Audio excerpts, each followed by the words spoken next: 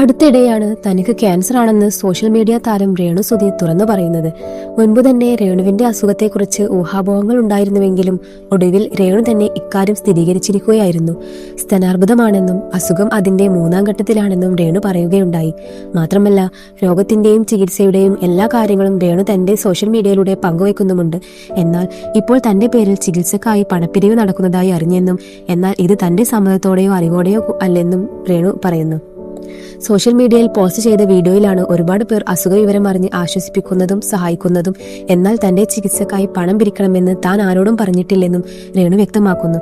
തന്നെ സ്നേഹിക്കുന്നവർ തന്നെയോ അല്ലെങ്കിൽ തന്റെ മാനേജറെയോ വിളിക്കാറുണ്ട്. അത്തരത്തിൽ കോണ്ടാക്ട് ചെയ്യാൻ ആഗ്രഹിക്കുന്നവർ നേരിട്ട് അല്ലെങ്കിൽ മാനേജർ വഴി ബന്ധപ്പെടണമെന്നും രേണു പറയുന്നു. താൻ ഒരിക്കലും ഒരു പിരിവ് ആവശ്യപ്പെടുന്ന വ്യക്തിയല്ലെന്നും രേണു വ്യക്തമാക്കി. ഒരുപാട് സ്നേഹമുള്ള ആളുകൾ എന്നെ കാണാൻ വന്നു. ദൂരെ നിന്ന് രേണു ഞങ്ങൾ കൂടെ ഉണ്ടെന്ന് പറയുന്നവരുണ്ട്. എന്റെ ജീവിതത്തിലെ പറഞ്ഞറിയിക്കാൻ പറ്റാത്ത സന്തോഷമാണിത്.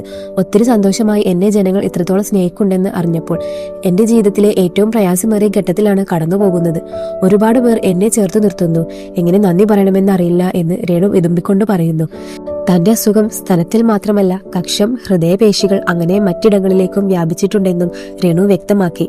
ചികിത്സയ്ക്ക് നല്ല തുകയാകും. അതുകൊണ്ടാണ് സബ്സ്ക്രിപ്ഷനും യൂട്യൂബ് ചാനലും ഇപ്പോഴും മുന്നോട്ട് കൊണ്ടുപോകുന്നത്. ഇതിൽ നിന്നാണ് പണം കണ്ടെത്തുന്നത്. ഇപ്പോൾ ജോലി ചെയ്യാൻ പറ്റത്തില്ല. ഈ പണം ഉണ്ടെങ്കിലേ തുടർ ചികിത്സയ്ക്ക് നടത്താൻ പറ്റുകയുള്ളൂ എന്നാണ് രേണു പറയുന്നത്.